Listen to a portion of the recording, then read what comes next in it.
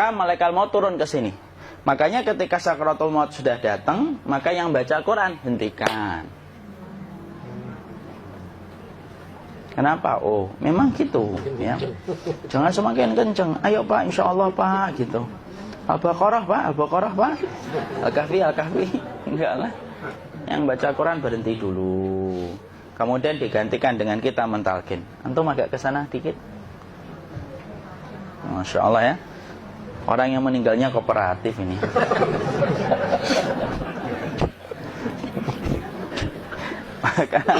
maka agak ke sini aja. Maka disunahkan kita untuk mentalkinnya. Nanti ketika mentalkin jangan terlalu sering, jangan terlalu membebani. Jangan terlalu sering itu la ilaha illallah, la ilaha illallah. Enggak gitulah. Berat nanti dia ngerasakan. Di situ Imam Qurtubi juga menyampaikan, jangan terlalu sering karena itu memberatkan dadanya. Jadi ketika mentalkin saya sampaikan, boleh diganti atau enggak Ustadz? Enggak lah, talkin itu ibadah. Ibadah itu tauqifiyah. Tauqifiyah itu enggak usah diganti. Karena Rasulullah mengatakan lakinu ala mautakum la ilaha illallah. Talkin orang yang meninggal di antara kalian dengan la ilaha illallah. Enggak usah diganti Allah Ustadz yang lebih singkat, lebih pendek. Enggak usah. Subhanallah Ustadz, enggak usah. Kenapa? Karena talqin sudah ditetapkan ucapannya oleh Nabi, begitulah kita mencontohnya. Jadi tidak usah diganti. Cara mentalqin, jadi kalau keadaan sudah tenang, tolong kalau sudah sakaratul maut jangan ditinggalkan. Karena sesungguhnya pertempuran setan itu pada detik-detik kematian semacam ini. Dan betul-betul berusaha untuk menjadikan dia murtad.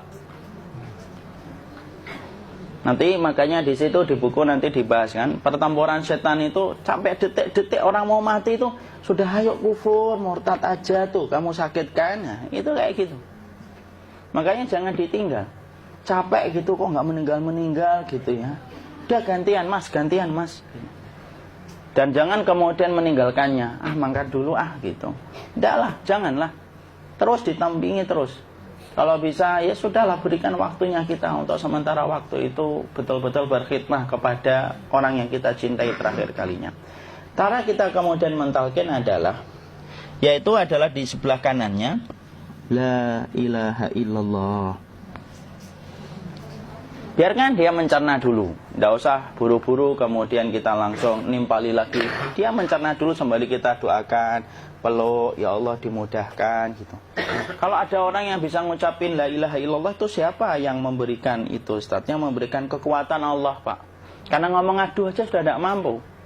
Makanya Allah berfirman dalam surat Ibrahim, yusabbitullahu alladhina amanu bil qawli tsabit fil hayatid dunya wa fil akhirah.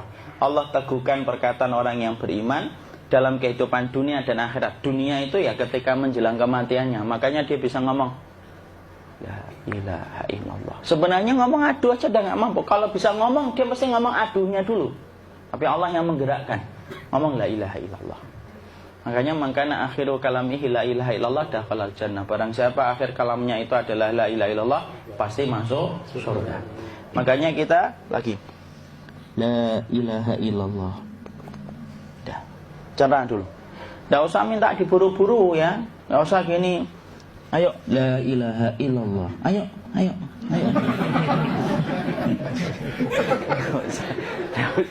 Enggak usah gitu. Ya, biarkan dia pelan-pelan gitu. Ayo tapak, ya Allah capek saya Pak. Enggak usah gitu. Dia ucapkan la ilaha illallah. Kemudian dia mencerna. Lalu kalau dia sudah mengatakan, untuk mengatakan la ilaha illallah. Ya, kalau sudah mengatakan la ilaha illallah, berarti sudah. Tidak usah ditalkin lagi, tidak usah. Belum meninggal juga Ustaz? Tidak apa-apa, biarin aja. Dia di situ aja. Kecuali dia ngomong lagi dan gak usah diajak ngomong alhamdulillah ya Pak, ya Allah gitu. Terus dia jawab alhamdulillah. Itu berarti ucapan terakhirnya alhamdulillah. Atau ketika habis ditalkin la ilaha illallah, dia ngelihat air. Nah, itu berarti ucapan terakhirnya air. Talkin lagi. Nggak usah marah. Aduh Pak minta air.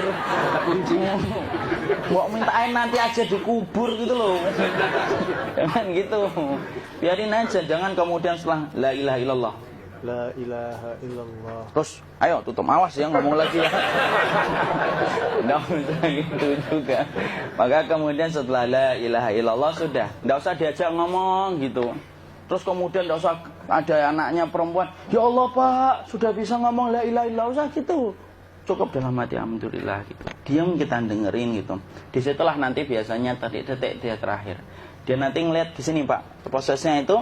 Nanti kaki langsung sebagian jempol dingin dia. Kaki, telapak kakinya langsung kalau kita geningkan dingin kayak kaki yang kena AC langsung. Kemudian dia langsung ningkup gini, dikit dia, mulai kaku dia. Atau kalau enggak, gini dia. Langsung kayak jatuh, kayak kepala nanti yang paling terakhir. Kepala itu pasti ada gerakannya Pak. Ini meninggal itu. Pasti gitu. Pasti gitu. Karena apa? Sudah tidak ada beban ruh yang menahannya. Ya, cabut ya, set pelan, maka kemudian malaikat itu. Tapi tetap sakit lah. Walaupun dikatakan ringan, tetap sakit. Maka kemudian sakit gitu. Set ngelewatin sini. Jantung kemudian sudah tidak berfungsi. Kemudian ginjal Pak, ngelewatin ginjal tidak berfungsi. Bapak bayangkan kan, kalau yang pernah sakit batu ginjal Pak, sepakat nggak kalau kita batu ginjal itu sakitnya luar biasa Pak? Itu baru titik batu kecil di ginjal. Kita bisa bayangkan tiba-tiba ginjal tidak berfungsi. Sakitnya kayak apa Pak? Tiba-tiba ginjal nggak berfungsi, pankreas naik, kemudian tek jantung. Jantung ini dia masih hidup dia, di sininya masih hidup walaupun jantungnya sudah berhenti. Naik. Kemudian mata, dia ngelewatin mata. Organ tubuh yang paling setia sama ruh itu mata. Maka kemudian mata dia ngelihat dia, set. Ngelihat set keluarnya, set naik dia. Ya dilihat ini sama dia. Makanya Rasulullah mengatakan innar ruha idza qubida tabi'ahul basar. Ruh itu kalau dicabut, mata itu ngikutin kemana perjalanan ruh itu. Makanya ada yang meninggalnya gini. Ya itu bukan tanda su'ul khatimah. Itu tanda fitrahnya mata ngikutin ruh. Atau kemudian bukanya sedikit. Ada yang kayak senyum Pak. Ada yang kesini yang keringetan. Nah, itu tanda husnul khatimah. Ada yang senyum. Jadi sakitnya setelah selesai itu plong gitu loh. Makanya kemudian ada yang tersenyum. Maka itu tanda. Kalau kita ngelihat orang yang membuka mata kayak gini, tidak usah takut. Cepat-cepat kemudian kita nanti tutup. Biasanya kalau terlalu lama, itulah yang menjadikan ini tidak bisa ditutup. Makanya harus pakai kapas akhirnya. Karena apa? Karena pas meninggal nggak langsung ditutup. Biasanya karena perawat takut, dokternya juga nggak tahu itu, dibiarin itu. Makanya ada beberapa mata yang ditutup pakai tensoplas kan? Sebenarnya kalau langsung bisa nutup dia, fitrahnya nutup mata itu. Jadi kemudian kita baca Allahumma firlahu warhamhu wa'afihi wa'fuanhu atau bismillah wassalatu wassalamu ala rasulillah, tutup. Bismillah. Tidak usah takut. Kecuali buka lagi ya, ini baru kita kabur bareng. Kalau buka lagi Pak, Insya Allah Pak, ya Allah ya kita kabur bareng-bareng Pak. Diusap Pak, diusap gini. Enggak disenggol gini enggak. Begini kan, sudah meninggal dunia.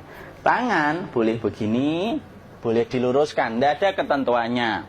Boleh gini, boleh kemudian lurus. Tidak usah disalahin kalau ada yang lurus. Lu itu tangannya gimana sih? Posisikan kayak sholat. Nah, ada perintah kayak gitu.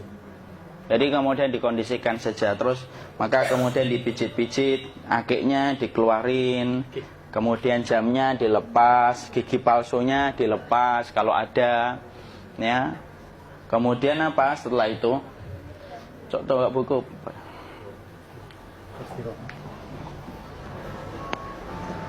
Kemudian kalau bisa awal-awal kemudian taruh buku atau sesuatu yang agak berat di perutnya ketika baru meninggal dunia. Kenapa kemudian ditaruh kayak gini? Bukan apa-apa, supaya membantu sisa-sisa pencernaan dia untuk keluar. Nanti Pak, biasanya kalau kita taruh agak yang berat gini atau kemudian kita gini-gini kan, ini udah makan belum lagi?